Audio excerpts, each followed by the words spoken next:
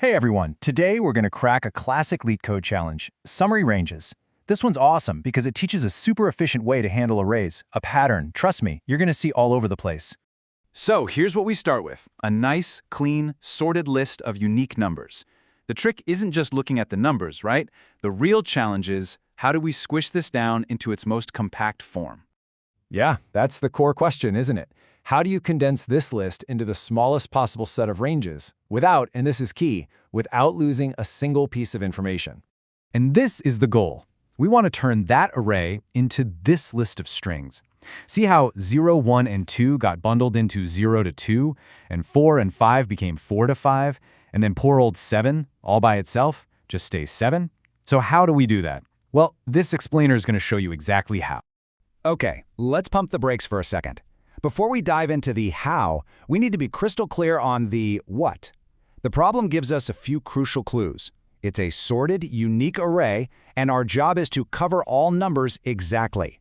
Think of those keywords as our rules of the game. And yeah, there's a specific format for the output you gotta follow. If a range is more than one number, like our 0, 1, 2, you write it with an arrow, 0-2. But if a number's a loner, like 7, it just gets to be itself, 7. Seems simple, but getting this right is absolutely crucial. So, the big question, how do we actually do this? I mean, you could try to brute force it, but nah, there's a much more clever, much more elegant way. We're going to use a classic, powerful pattern called two-pointers. It's pretty much perfect for this kind of array scanning job.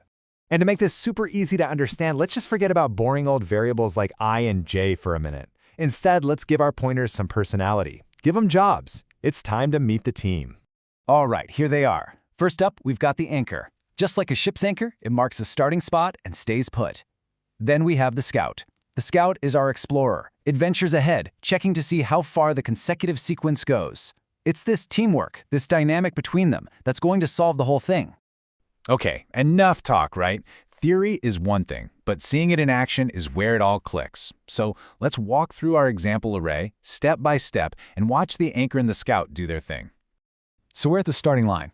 Both our anchor and our scout begin at the very first spot, index 0, which holds the number 0. Everyone's ready to go.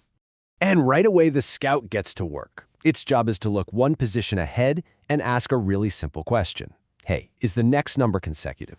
So in our case, it's asking, is 1 the same as 0 plus 1? And yes, it is. So the sequence is still alive. The anchor doesn't move, it's holding our starting point, but the scout, it moves on up to index 1. And we just rinse and repeat. The scout is now at index 1, looking ahead to index 2. It asks the same question again. Is 2 equal to 1 plus 1? Yep, another yes. The pattern is holding strong. So again, the anchor stays put at 0, and the scout keeps on exploring, moving to index 2. All right, here we go. This is a big moment. The scout is at index 2, looking at the number in index 3. It asks, is 4 equal to 2 plus 1? And no, it's not. 4 is definitely not 3. Bam! The sequence is broken. This is the signal we've been waiting for. The scout has just found the end of our first range. Okay, so when that break happens, a two-step process kicks in. Step 1, we record the range we just found. It goes from where the anchor is at index 0 to where the scout stopped at index 2. So that gives us 0 to 2. Step 2, we reset the team. The anchor now gets to move, jumping ahead to where the next range will start. And just like that, we have a new state. The anchor and scout are now both at index 3, sitting on the number 4. We've banked our first result, and the whole process just starts over from here. Now, if we just let this same logic play out, you can see what happens next. The scout will find the next range, 4 to 5.